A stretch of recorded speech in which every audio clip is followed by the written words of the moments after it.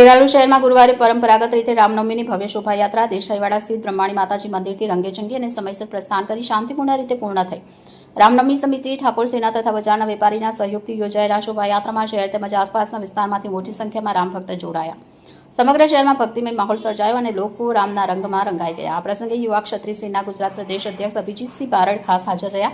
સાથે જ ખેરાલુના ધારાસભ્ય સરદારભાઈ ચૌધરી, પૂર્વ ધારાસભ્ય અજમલજી ઠાકોર, કોંગ્રેસ અગ્રણી મુકેશભાઈ દેસાઈ, જિલ્લા કિસાન મોરચાના પ્રમુખ વીડી દેસાઈ, ખેરાલુ તાલુકા ભાજપ પ્રમુખ ભરતજી ઠાકોર, શહેર ભાજપ પ્રમુખ આકાશ ગોસ્વામી, નિવૃત્ત ડીવાયએસપી એમડી ચૌધરી, રામભક્ત પવન દેસાઈ, અગ્રણી ગોવિંદભાઈ પ્રજાપતિ, ભગુભાઈ ચૌધરી, સુભાષભાઈ દેસાઈ, રાજેન્દ્ર સથવારા સહિત અનેક આગેવાન અને કાર્યકરો ઉપસ્થિત રહ્યા.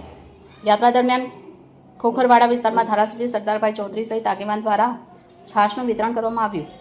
Bureau chief Mohammad Shah, bullet 26 Gujarat news, Kesarpura.